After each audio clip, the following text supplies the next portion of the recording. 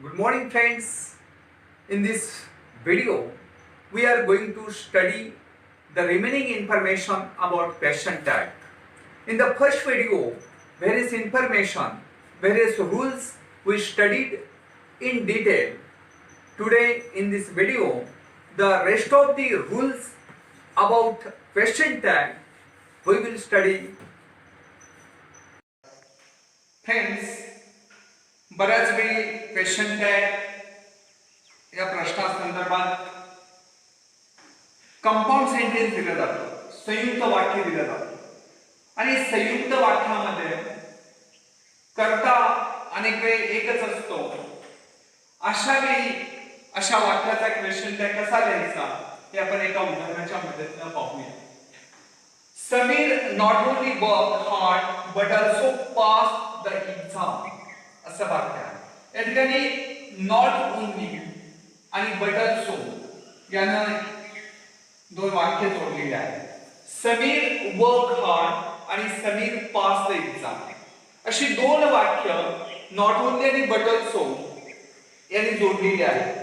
करता एकच आहे, Sameer work, Sameer pass the exam. अशा वेळी आपणास करता एकच असेल तर त्या कर्त्यानुसार क्वेश्चन टॅग करायचा. समीर हा एकच करता आहे या वाक्यामध्ये, त्यामुळे प्रोनाउन ही येणार. आता यामध्ये वर्ब कोणता आहे तर वर्क आणि पास्ट हे वर्ब आहे. पास्ट फॉर्म मध्ये ही दोन्ही वर्ब्स आहेत. यामध्ये सहाय्यकारी क्रियापद पुढे दिसत नाही, परंतु या वर्क आणि पास्ट मध्ये लपलेले डूचं रूप शोधून काढायचं आहे.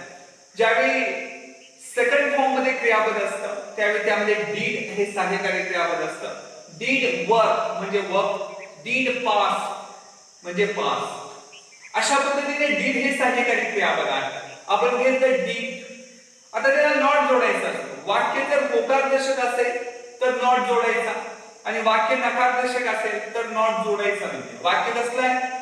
Not only work hard but also pass the exam. त्या नॉट ओनली वरून आपल्या लक्षात येतं, नॉट वरून लक्षात येतं वाक्य निगेटिव्ह आहे, त्यामुळे या ठिकाणी नॉट जोडता येत नाही. नुसता डीड हे सहाय्यकारी क्रियापद आपल्याला घ्यावं लागेल. आणि करता समीर, समीरसाठी प्रोनाउन आपण ही घेतलं आणि अशा पद्धतीने क्वेश्चन टॅग झाला डीड ही. म्हणजे संयुक्त वाक्यात करता एकच असेल तर त्या कर्त्यानुसार क्वेश्चन टॅग आपणास करावयाचा आहे. मित्रांनो, वाक्यामध्ये व्हॉट टू सेमी मॉडेल आल्यास अशा वाक्याचा क्वेश्चन टॅग कसा करायचा हे एका एक्झाम्पलच्या मदतीने या ठिकाणी आपण पाहूया. She ought to get a party असं वाक्य आहे. वाक्यामध्ये व्हॉट टू हे सेमी मॉडेल आहे. वाक्य होकारदर्शक आहे, त्यामुळे क्वेश्चन टॅग नकारदर्शक होणार आहे. तर व्हॉट टू टू आहे तसं न घेता टू ड्रॉप करायचा आणि व्हॉट फक्त या ठिकाणी घ्यायचा व्हॉट.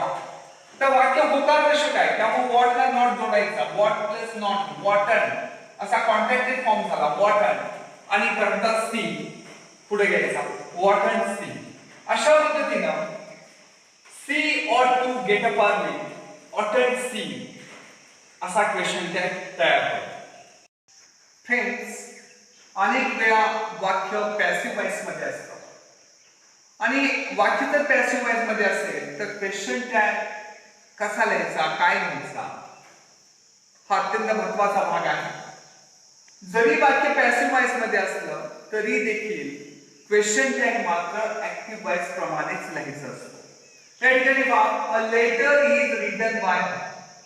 हे वाक्य पॅसिव्ह वॉइस मध्ये, या ठिकाणी सहाय्यकारी क्रियापद इज आपण डायरेक्ट म्हणजे इमिडिएटली विदिन सेकंड काय करणार, इज ला नॉट जोडणार, इजंट लेटर ला प्रोनाउन घेणार इजंट पण नाही.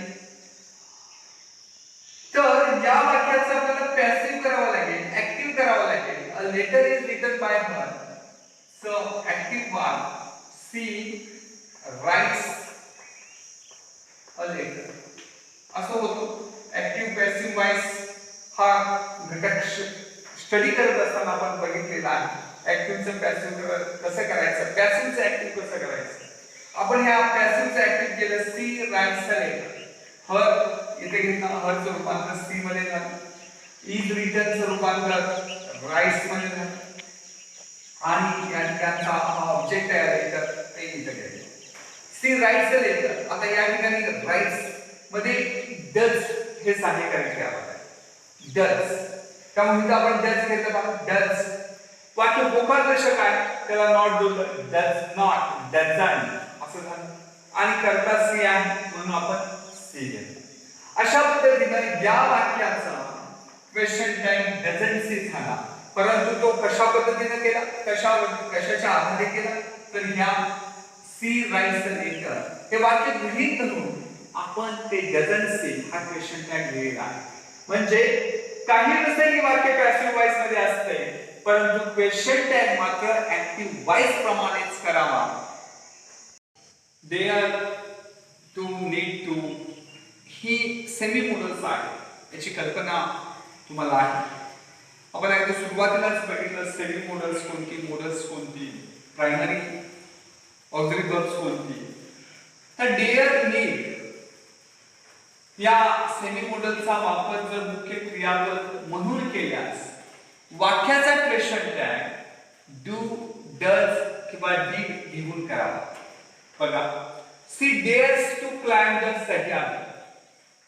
Dares to climb the Sahyadri या ठिकाणी डेअर्स हे मुख्य क्रियापद म्हणून वाक्यात आलेलं आहे.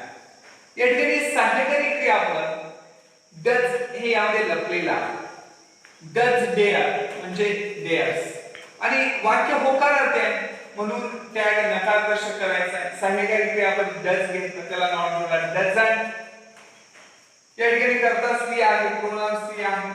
सी या ठिकाणी घेतला, doesn't she. Next sentence, we needed even help. या ठिकाणी नीडेड हे मुख्य क्रियापद आहे.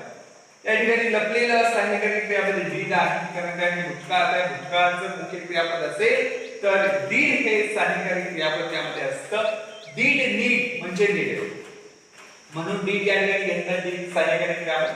त्याला नॉट का जोडलं, तर वाक्य होकारदर्शक आहे म्हणून याला नॉट जोडलं. इथे नकारदर्शक केलं डीड आहे. या ठिकाणी वी हे प्रोनाउन आहे, वी घेतलं या ठिकाणी डीड आहे. अशा पद्धतीनं she dares to climb the Sahyadri, doesn't she, आणि we needed even help, didn't. म्हणजे डेअर, नीडचा मुख्य क्रियापद म्हणून वापर केल्यास वाक्याचा question tag do, does, did घेऊन करावा. मित्रांनो, वाक्यामध्ये वन हा शब्द आल्यास अशा वेळी क्वेश्चन टॅग कशा पद्धतीने सोडवायचा आहे हे आपण काही उदाहरणांच्या मदतीने या ठिकाणी बघणार आहोत. वनचा क्वेश्चन टॅग वन घेऊनच करावा, परंतु वन कोणासाठी वापरले आहे हे दिलेले असेल तर त्या व्यक्तीनुसार सर्वनाम घ्यावे. पहा, one can do this work असं वाक्य आहे. आता या ठिकाणी या वाक्यामध्ये कोणत्याही व्यक्तीचा उल्लेख दिलेला नाही. One can do this work हे वाक्य अफर्मेटिव्ह आहे, होकारदर्शक आहे. वाक्यामध्ये हेल्पिंग वर्ब कॅन आहे, आपण कॅन घेतलं. वाक्य होकारदर्शक असल्यामुळे टॅग नकारदर्शक झाला म्हणून can plus not, can't contracted form झाला, कांट. आणि वन हा शब्द या ठिकाणी आपण घेतला, कांट वन. दुसरं वाक्य पहा, one boy can not draw this picture. या वाक्यामध्ये वन बॉय, बॉयचा उल्लेख आहे. म्हणजे वन हा शब्द बॉय साठी आलेला आहे आणि म्हणून अशा वाक्याचा क्वेश्चन टॅग करत असताना आपण त्या नामानुसार प्रोनाउन घ्यायचा आहे. बॉय साठी प्रोनाउन ही येते म्हणून आपण टॅग मध्ये ही प्रोनाउन घेतला.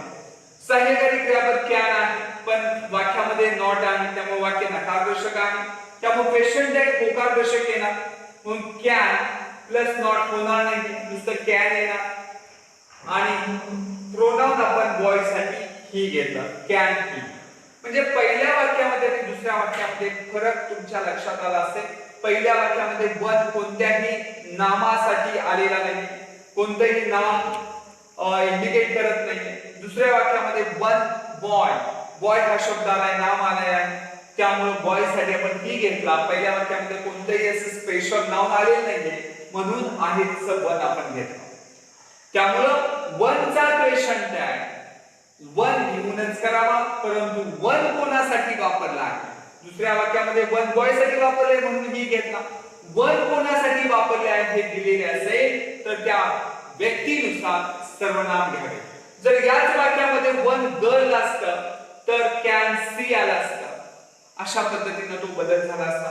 वन डॉग आलं असतं, वन काऊ आले असते, वन बफॅलो आलं असतं, वन टायगर असता, तर इट हे प्रोनाउन आलं असतं. अशा पद्धतीने हा बदल होऊ शकतो. फ्रेंड्स, क्वेश्चन टॅग हा टॉपिक पाहत असताना अजून एक गोष्ट आपण या ठिकाणी नोट करून घेऊया. ऑल ऑफ अस साठी वी, ऑल ऑफ देम साठी दे आणि ऑल ऑफ यू साठी यू प्रोनाउन आपल्याला घ्यायचा आहे.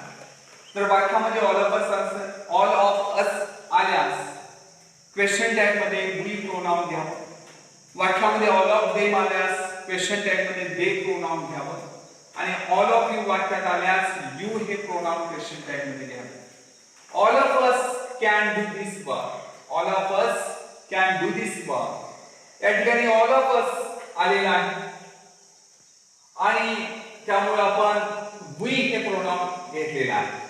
तर कांट कसं घेतलं तर वाक्यामध्ये कॅन आहे, वाक्य होकारदर्शक आहे, त्यामुळे या ठिकाणी नकारदर्शक कांट केलं. कॅन प्लस नॉट कांट झालं आणि ऑल ऑफ अस साठी वी घेतलं, can't they. All of them असतं तर कांट दे आणि ऑल ऑफ यू असतं तर कांट यू असं झालं असतं. अशा पद्धतीने ऑल ऑफ अस साठी वी, ऑल ऑफ देम साठी दे आणि ऑल ऑफ यू साठी यू ही प्रोनाउन्स घ्या. फ्रेंड्स, अनेक वेळा क्वेश्चन टॅगच्या वाक्यामध्ये शॉर्ट फॉर्म्स येतात. या ठिकाणी पहा आईट, पहिले वाक्यामध्ये आईड आहे, दुसऱ्या वाक्यात आईड. परंतु प्रत्येक वाक्यातील जे वर्ब आहे ते वेगळं आहे. आईड वर्क, त्या वर्ब वरून या ठिकाणी कोणतं क्रियापद आहे हे आपण ओळखायचं आहे. आता इथं मूळ क्रियापद आहे, त्यामुळं या ठिकाणी वुड हे क्रियापद येते. आईड म्हणजे I would work. I'd better, better शब्द आला की या ठिकाणी हॅड शब्द असतो, I had better. I'd work इथं पीपी आले, पास्ट पार्टिसिपल, त्यामुळे इथं हॅड शब्द असतो, आय हॅड वर्क. त्यामुळं पहा वाक्य कसं, आय प्ले क्रिकेट, मूळ शब्द आलाय, मूळ क्रियापद आलाय, त्यामुळे इथं वुड आहे, त्यामुळं वुडंट आहे. वाक्य होकारदर्शक आहे, इथला वुड तिथे घेतला, त्याला नॉट जोडला, वुडंट झालं आणि प्रोनाउन आय त्या ठिकाणी घेतला, वुडंट आय. तर बघा, हीट वर्कड हार्ड, त्या ठिकाणी पीपी आहे, त्यामुळे इथं हॅड आहे, त्यामुळं हॅड घेतलं, त्याला नॉट जोडलं तर वाक्य होकारदर्शक आहे, इथं नकारदर्शक करायचं आहे, त्या हॅडंट करता ही त्या ठिकाणी घेतला, हॅडंट ही.